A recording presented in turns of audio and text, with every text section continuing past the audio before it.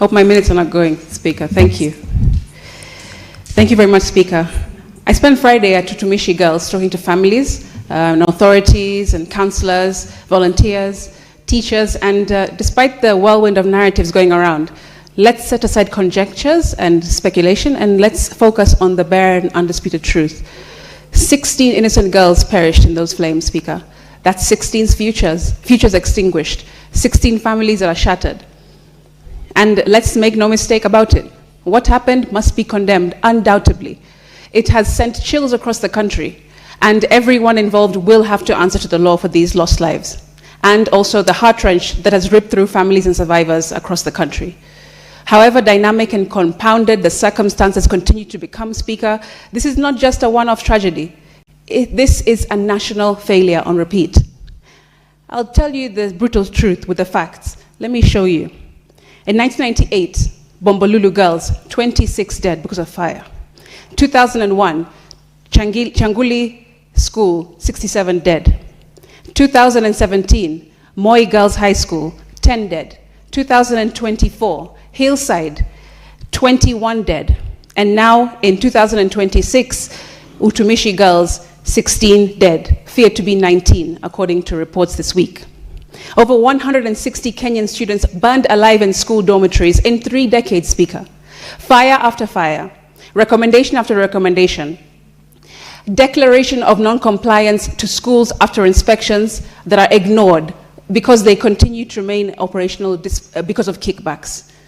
While we pass blame and point fingers, Speaker, we ignore a deeper fire burning in the youth.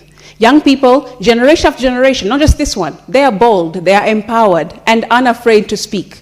They voice discomfort, Speaker, over harsh discipline, over academic pressures, poor living conditions, peer pressure, and unaddressed student body frustrations over the decades. Yet our ministries are silent on deliberate mental health strategies, overworked and underpaid teachers, absent resident counselors, and disconnected parents.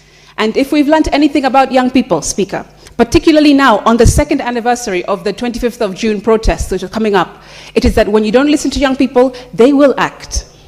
Investigations must not re-traumatize survivors. Department of Children's Services should not be invisible at this moment, because so far we've seen DCI more than them. And they should be the ones to promote the Mental Health Act, the Children's Health Act, and also the Basic Education Act in all matters to do with young people in our schools.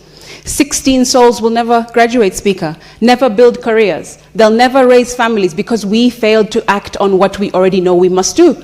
I therefore call on the CS Education to act immediately. Number 1, mandate professional health counselors in every single boarding school in a phased rollout, starting even next term, because this is urgent, Speaker. Next, fully implement and enforce all past recommendations for these kinds of incidences. Fire equipments, industry standard fire doors, accessible exits. We're talking about habitable dorms and psychological support for students in boarding schools and mixed schools, Speaker.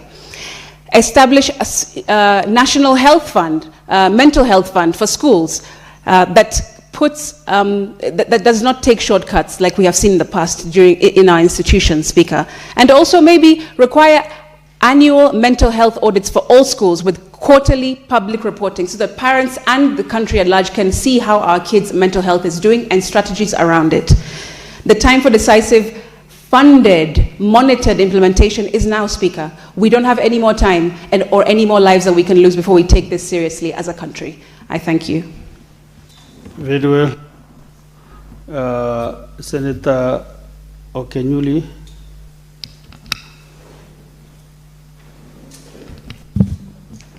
Thank you, Mr. Speaker. I want to support Senator Chirargei's statement on money that